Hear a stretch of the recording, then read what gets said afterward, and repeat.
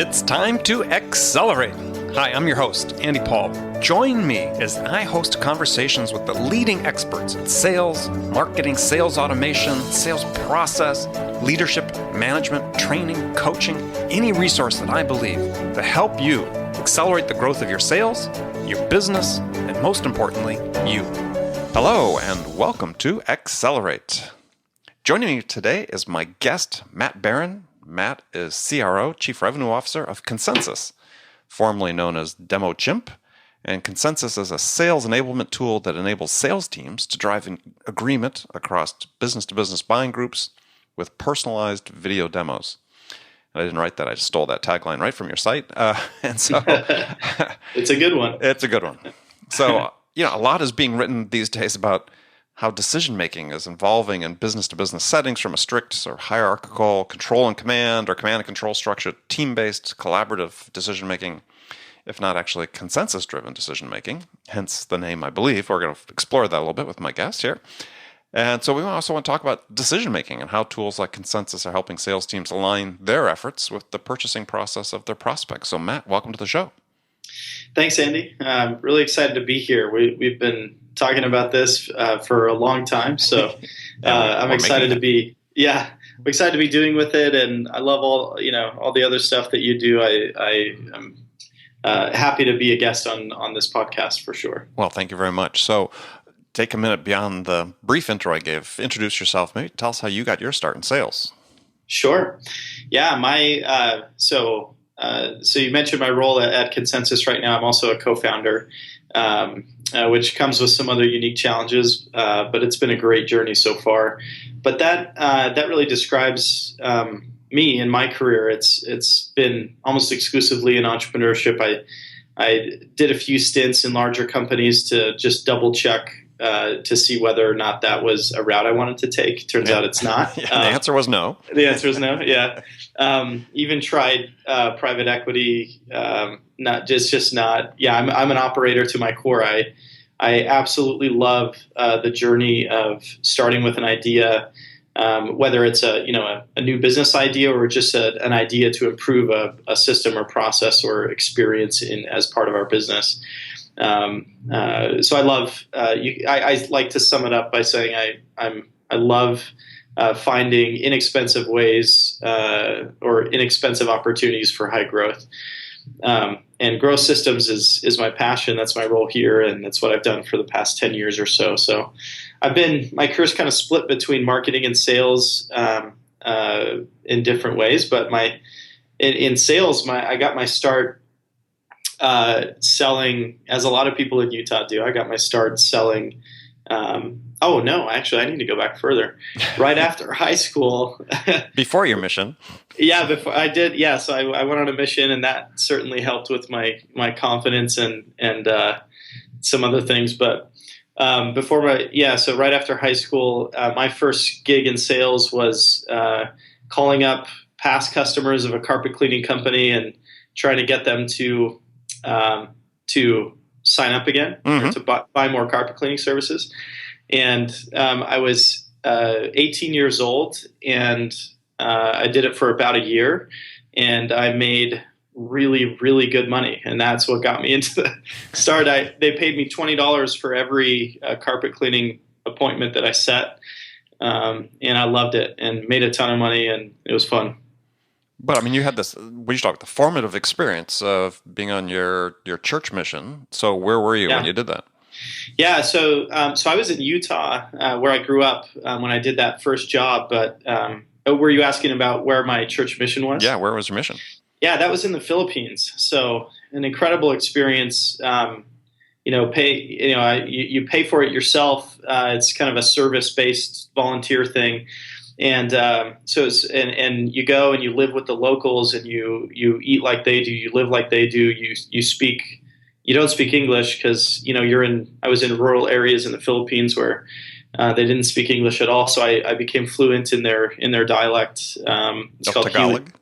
Hiligaynon, actually. Tagalog. I wish it was Tagalog. That would have been a much more useful language after my mission. Right. The one that I speak, unfortunately, is pretty much isolated to one island that is very underdeveloped. So when I talk to my friends back there, I get to use it. Otherwise, I don't know. Maybe it expanded my brain capacity. I don't know. But I mean, when you're on those missions, I mean, you are basically selling. Yeah, absolutely. I mean, you're selling religion, right? The hardest thing, right, I think, to sell. You're selling really drastic life changes. You're selling commitments, and especially the type of religion we were selling. There's no coffee, no cigarettes, no.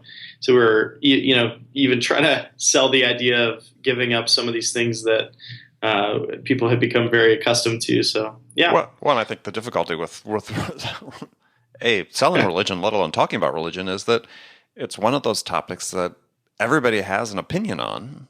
Unlike in sales and business, you can reach out to a prospect that maybe has no opinion at all about your product or service. Religion, pretty much everybody has a point of view. That's a really good point. Yeah, really good point. Really good point.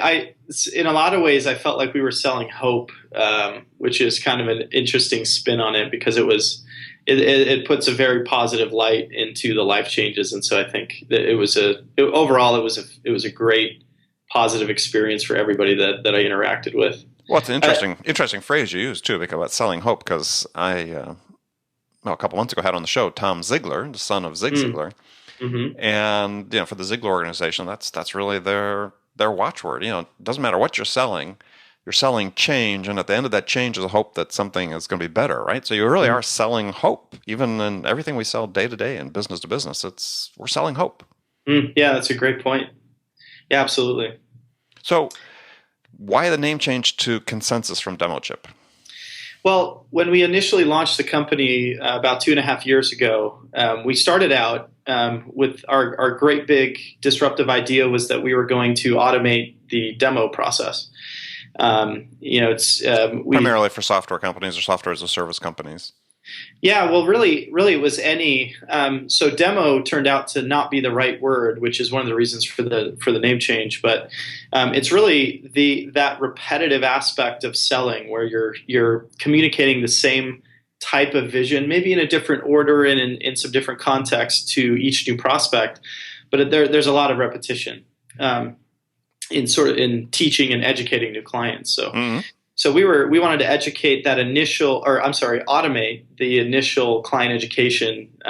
For software companies, it was demos. For service companies, it may have been a presentation of sorts, telling their story. But yeah, just that initial client interaction that where salespeople were having to be sort of repetitive. We wanted to automate that. That's a lot of what we did initially. Our first year, we did $500,000 in revenue, and we raised $1 million, roughly. And so we felt like we had great initial traction, I would say. And then as we got into it, the next year we grew very quickly again. 400% growth over year one, and raised a bit more money. And it was all sort of based around this idea of kind of automated product demos.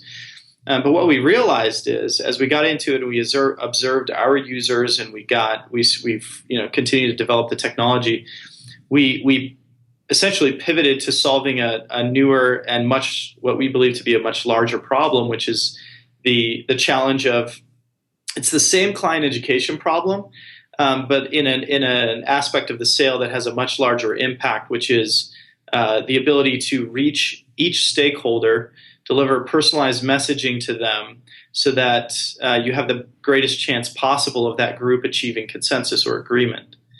And that's something that's incredibly difficult for sales reps to do. And so the problem that we pivoted towards solving, and the way that we've developed our technology, it's much more than demo automation. It's helping buying groups to achieve agreement or achieve consensus, still in a semi-automated and scalable way.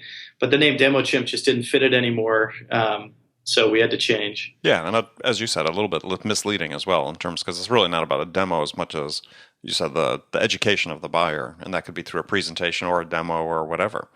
Yeah, absolutely. And that kind of keys in, if you think more deeply about that, that'll give you some clues into our product strategy over the next year or two.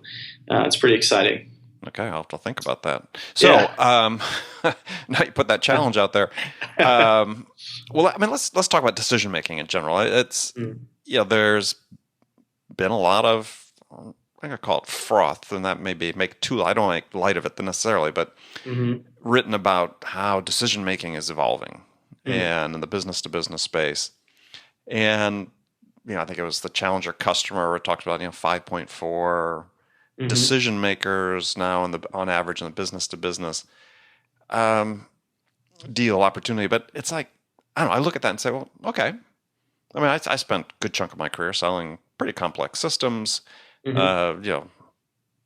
multi-million dollar type things. And hey, we always had a buying group that we were selling Yeah. to. So what's really different? I mean, it, That's a really good question. I've had this conversation with a few people who asked. Trish Bertuzzi was one. She said, I don't think it's changed. I just think, we've always had this problem of reaching decision makers and stakeholders, as you talk about it. stakeholders. Uh-huh.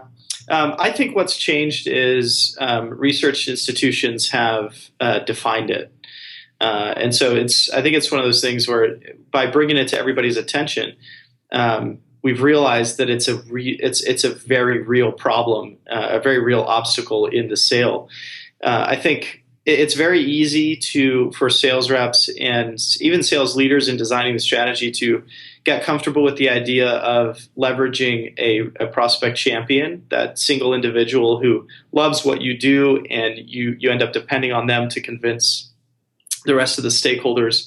But the reality there is that there's no way that a prospect who spends an hour, 2 hours, even three with a sales rep can become educated enough and practiced enough to know all of the answers and drive consensus correctly within the buying group when it comes their turn to go sell internally, and the sales rep typically loses control of that sale and and insight.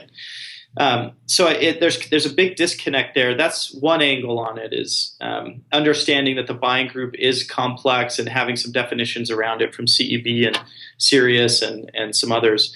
I think those definitions help us to understand that we can't just rely on champions to do the internal selling for us. Mm-hmm. And I think the second thing that's interesting about this, maybe how things have changed, is really this idea of once you understand that that buying groups are complex and that selling, relying on an individual can hurt you, you start to ask the question, well, how is it hurting us, and where does that show up in the data?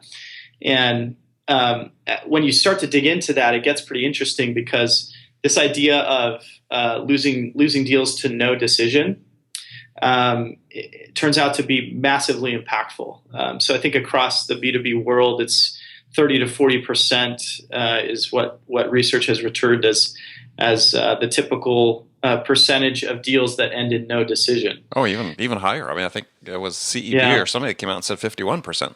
Okay, yeah, 51%. I'll go with that.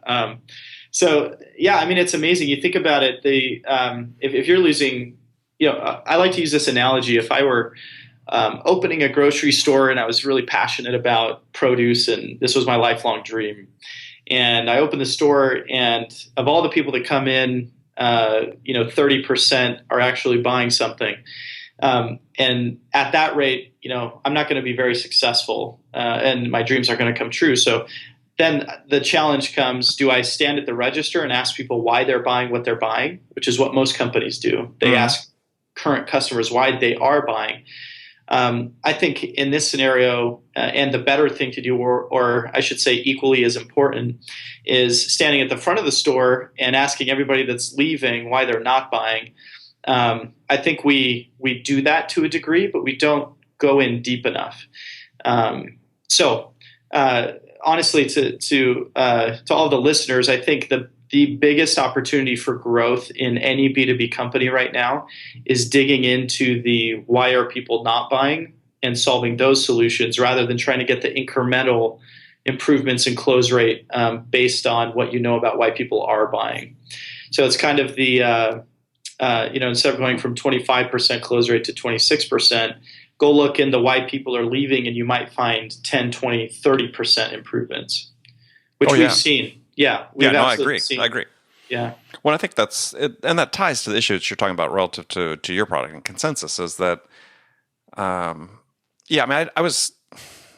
I never thought that the champion or advocate model was really a realistic model of selling. I mean, from my own experience, I always knew I had to sell directly to the stakeholders and not rely on somebody to be the message carrier, the water carrier for me in there, because for the reasons you talked about, they didn't know anywhere near enough about the product as I did in order to effectively communicate that to people. And that's part of why we rely on stories and other tools that are a little bit more memorable, easily memorable than, hey, here's my PowerPoint presentation, good luck giving that to people internally. Yeah, exactly. But I was going to say, I think one of the things that you're accomplishing with tools, and we see this with sales tools in general, and I think people sort of, they hear about some new sales tools coming out and, new sales models and say, well, hey, but those have been around forever. Actually, the models have been around forever and similar to buying groups. But as you said, now we have the tools to be able to help people, put into a process a best practice to make sure that they're actually talking directly to these stakeholders, as opposed to where before is always just sort of the manager saying, well, hey, did you talk to John in purchasing? He's really key in this whole thing. Oh, yeah, I did. But I mean, now I said you got a way that make it in process and make it more visible, and you get the back end analytics to say, okay, well, how they really engage with this content that you're providing. Yeah, it's really exciting. I mean, there's the sales model that we teach. We like to believe that we're on sort of the cutting edge of thinking about how to drive consensus among stakeholders, especially using technology to do that. We are the only company that does that right now. But the interesting thing is, I think, as you get into the actual sales model, it went from being a process of kind of a series of events of things that we needed to accomplish with the company. We actually broke out the buying group. We've identified what typical stakeholders are in each purchase, people that are going to buy our product. And then we have different tracks for each of those buyers that say, do this for this person, do that for that person. And we approach those sales differently.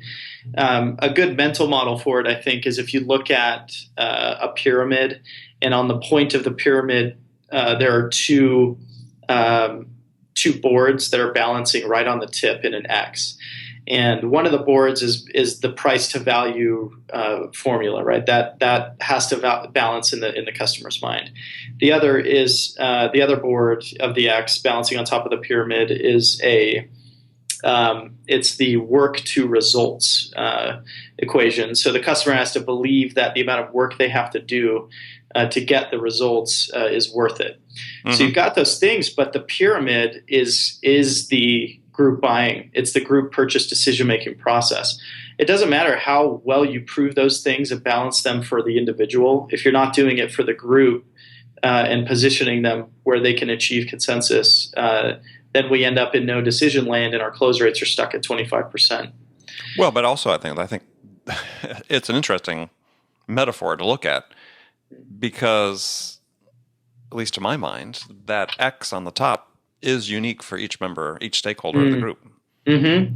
So they actually, to me, it's not like they combine into one price value equation or one work to results or work to value equation. There's actually a blend that creates one, because you have to satisfy each of the individuals, because they have different levels of responsibility or accountability for the solution that's being purchased. Yeah, absolutely. I should change that model. It needs to be. Yeah, you're right. Well, we're here to help. This is not just a podcast. You didn't realize you were being charged for this. I'll send my invoice after the show. Okay, sounds good. All right, we're going to take a short break. We'll be back with my guest Matt Behrend, talking about consensus, not only just the actual consensus and decision making, but also about his company and the product that they sell. We'll be right back. Hi, this is Andy. Connect and Sell is used by sales reps at nearly 1,000 companies, including hundreds of technology startups and several Fortune 500 companies, to overcome the challenges of getting prospects on the phone. Companies using Connect and Sell grow their revenues faster by enabling their sales reps to have more sales conversations in 90 minutes than they could otherwise achieve in an entire week. Connect and Sell can be deployed directly to your sales reps, or you can take advantage of their outbound on-demand service, which delivers qualified prospect meetings scheduled directly on your sales reps' calendars. Visit connectandsell.com to learn more about how Connect and Sell can start filling your pipeline today. And we're back with my guest today, Matt Behrend from Consensus, co-founder and chief revenue officer of Consensus. And so let's dig into the product itself, because we've, I think, exhausted people on the decision-making part. Is sort of tell people how it works and how it's set up, because it is very tailorable and customizable. It has to be necessarily, because you have lots of different customer types that use it, but may walk people through it. Yeah, absolutely. So the way it works is, so if you can picture a link is sent to you by email, and it's from if you're a buyer. If you're a buyer, right? Yeah. So you're the buyer, Andy. I'm the seller. I'm a sales development rep. Actually, let's back up, and we'll walk through the full experience. So you're a buyer, and I'm a marketer. You come to my website, and what you're trying to answer the question: can your product solve a problem for me in the context of my business? You've gone to my competitors, and my competitors are offering you white papers and trying to get you to sign up and trying to get you to meet with a sales rep right away. And you're not quite getting the information that you want. And so shocking. Shocking, right? That's what everybody does. So instead you come to my website and you see a button that says experience a personalized demo now. So you're excited because you're in research mode right now, and guess what? You get in-depth personalized information. So you click, to experience that. An intro or a screen comes up, and it says, "Tell us about the role that you play in your organization." So it basically would have a list of typical stakeholders that buy my product. So you figure out which one you fit in. Once you click that, it branches to a video that tells you, hey, this is why Consensus matters to you as, let's say you're the VP of sales. This is why Consensus matters to you. It's 30 seconds long. It gives you the vision of it. And then it says, now tell us what's most important, and we'll personalize more of this demo to you. And so a screen comes up, and it has selections, my different value propositions and the problems that we can solve for you. And so you actually get to select how important each of those problems are. And then when you click continue, our technology on the back end actually pulls from a library of video and puts together a presentation on the fly that reflects your depth of interest in each of those value propositions or problems that we can solve for you. And so it's acting like an expert salesperson in terms of asking sort of discovery questions and then presenting information that reflects your depth of interest and unique needs as a reflection of how you've answered those questions. So you get your personalized presentation right there on the website. So that's going to – and at some point you ask them for name and contact information.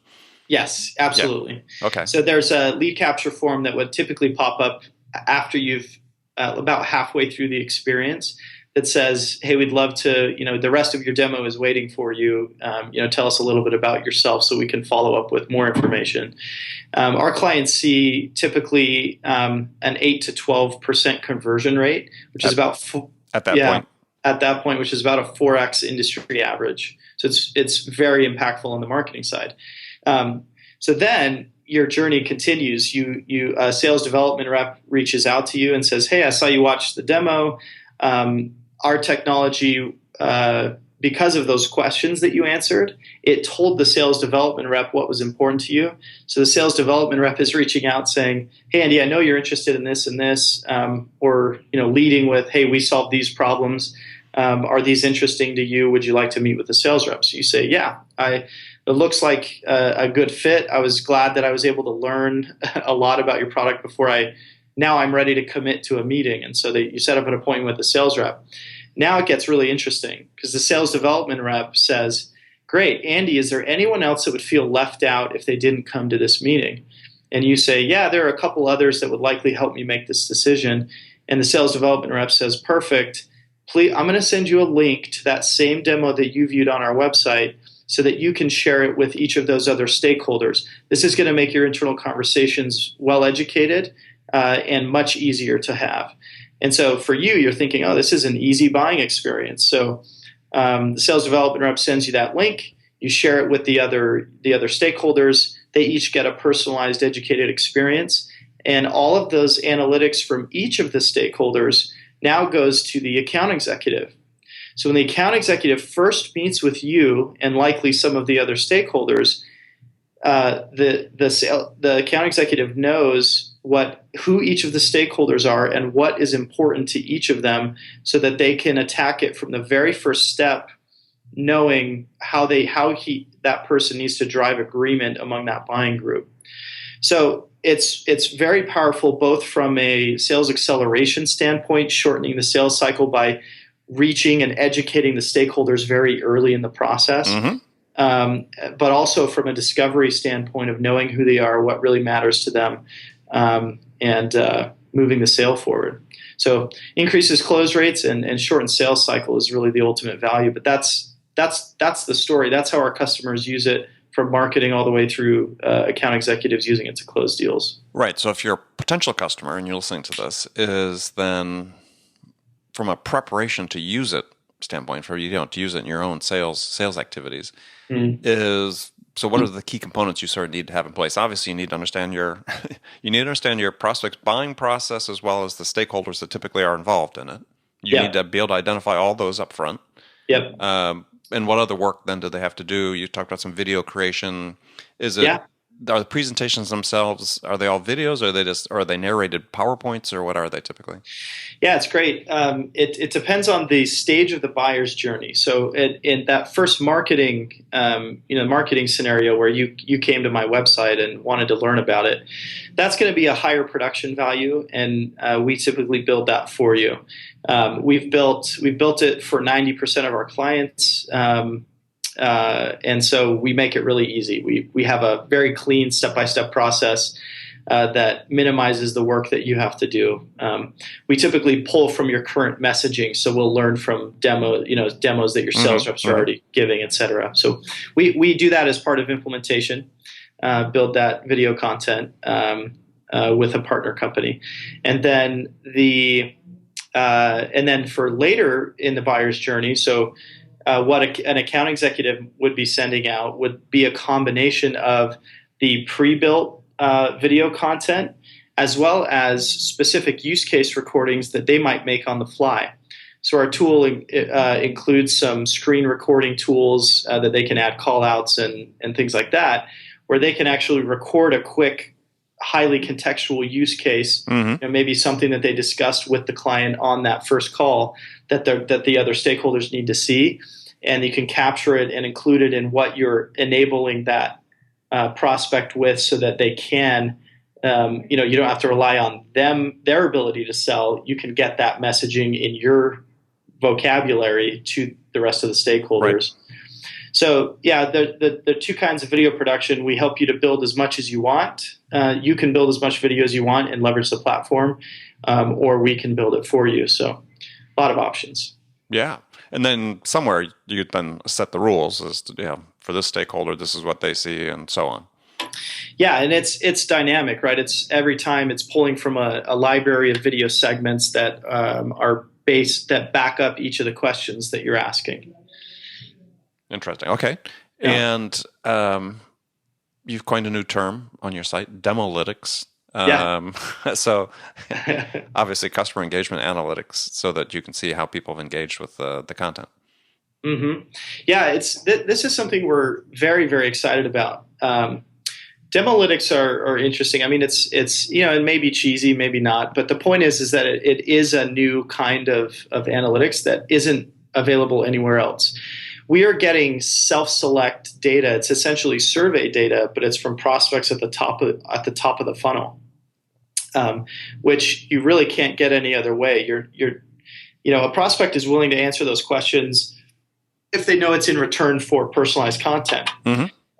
If you're just sending them a survey, they're not going to answer it. So really valuable data to tell you, product marketing and sales both really study those analytics to figure out what messaging is resonating the most with their prospects.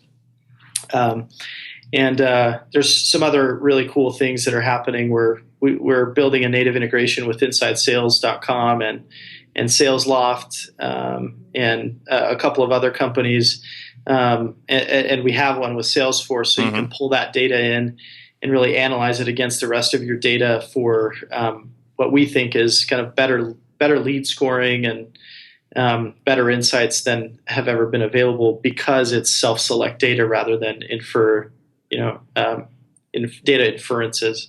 Yeah, well, I think also it's to me it's a qualification tool. I mean, if people aren't going through the process, right? If you got 5 stakeholders, let's say, and only 2 go through the process, you still have some qualification to do.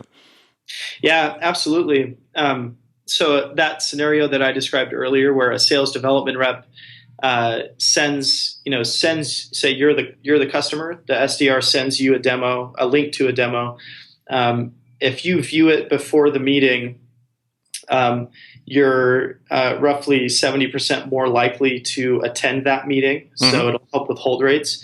But the really exciting thing is if you share that demo with your other stakeholders, as an opportunity, you're 79% more likely to be a qualified opportunity. So it's very, in terms of, really the biggest battle that we're fighting in sales and marketing is just getting our messages to the right people. And so this tool helps to do that in a really kind of an internally viral way in each of the prospects that you're selling into, but also in a very scalable way. Okay. Well, excellent. Well, we're going to give you a chance in a few minutes to tell people how to find out more about Consensus. But first, we've got the last segment of the show. We've got some standard questions I ask all my guests, and listeners always anxiously look forward to hearing the answer. So first one is a hypothetical scenario that focused on you. And so you, Matt, have just been hired as a new sales leader for a company whose sales have stalled out. Unlike Consensus, a company whose sales have stalled out. Management's really anxious to get this turned around in a hurry. So what 2 things could you do your first week on the job that would have the biggest impact? Biggest impact. Okay, so the first thing that I would do is I would study the customer experience from SDR, from what the SDR, if I'm only leading sales, if I have some impact on marketing, I'm going to look at that too. But I'm going to study the experience and the messaging and things that SDRs and AEs are saying and using. I'm just going to study that, and I'm going to quickly map that against what a really healthy sales process and customer buying experience looks like. And I'm gonna spend a couple of hours every day training the sales team on correct behaviors. So I think that's probably number one. It's low cost. It's something you do right away, and it's in my experience, it's hugely impactful. Training decays over time, right? No, absolutely. 30 days. Yeah. Instantly. And so I would do that, and then make sure that the training program is demonstrating, making them practice, and then measuring adoption of what you're training in the field. So I'd set up systems for that. So that's probably number one, is installing training, ongoing training. Number two is I'm going to dig into historical metrics throughout the funnel, and I'm going to find out how close rates, where inflection points were, where things stalled out, and I'm going to go back in history and interview the leadership and find out what was changed, and figure out what worked before when growth was consistent, and then what they changed when it stalled out.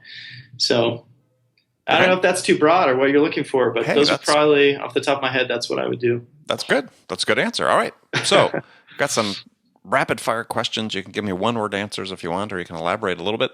So the first one is, when you, Matt, are out selling consensus services, what's your most powerful sales attribute? Oh, my personal most powerful sales attribute. Mm-hmm. I think it's that I'm so interested, and that I've spent so much time studying systems that I can very easily diagnose weaknesses, I think, in our clients' sales and marketing processes. So I think being able to lend that expertise in the sales process is my best attribute, because they trust quickly, and I'm able to provide value in a single conversation usually. Okay, sales doctor. Who's your sales role model? Oh, wow. My goodness. Andy, I have such a unique career. All I've ever done is start companies. Mm-hmm. And so I've always run sales. And so it's been kind of, I would say my sales mentor right now is Don Cash.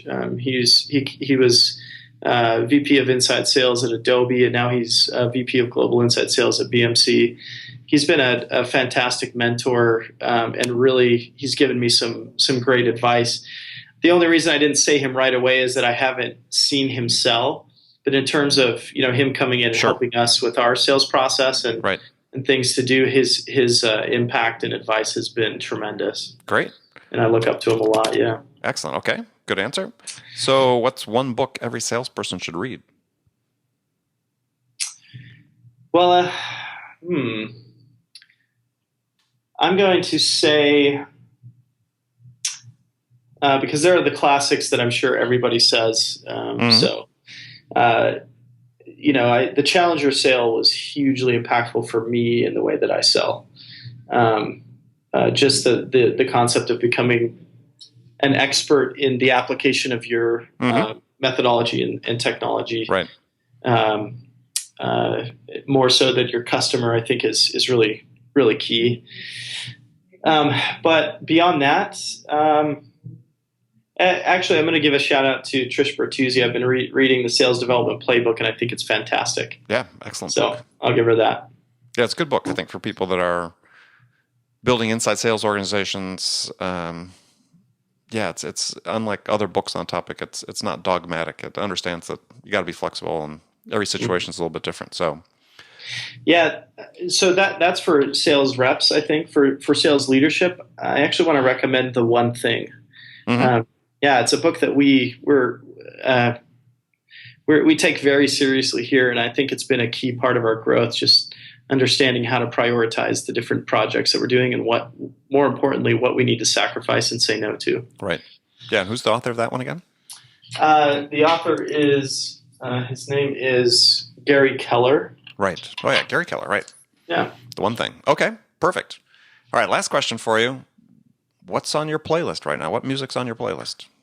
Music. Okay. So the Smashing Pumpkins I was listening to earlier today, and then I bounced to some Jason Mraz. Oh yeah, good. And then I went to kind of an indie rock playlist of a bunch of new stuff, just 50 different songs. I'm a lover of all kinds of music, so my playlist has classical, it has rap, it has anything rock. on that indie playlist. One song that stands out.